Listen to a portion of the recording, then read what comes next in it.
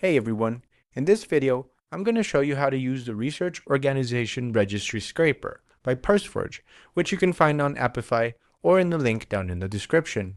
This scraper is perfect if you're building academic databases, doing bibliometric research, managing grants, or mapping research collaborations across institutions worldwide. Manually researching universities, institutes, funders, and hospitals is slow and error-prone. ROR centralizes verified organization data, but exporting it at scale is not practical manually. This scraper automates the entire process and gives you clean, structured organization profiles you can analyze instantly. So, how does it work? You have two ways to use the scraper.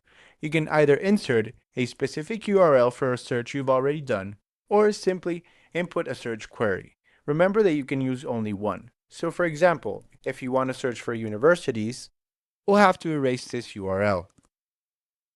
You can also select what type of record status you want, if it's active, inactive, or withdrawn.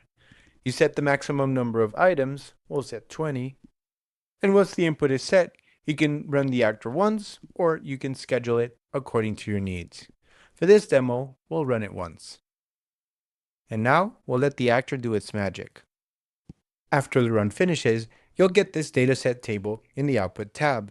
Each row represents one research organization.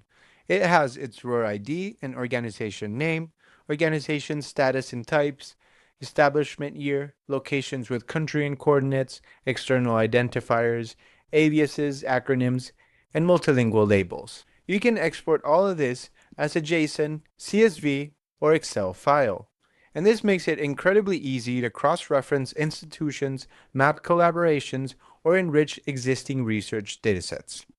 If you work with research institutions at scale, this tool will save you hours of manual work and ensure your data stays accurate and standardized. If you have any issues, feel free to contact us. And if you like this scraper, we'd appreciate a review. Thank you.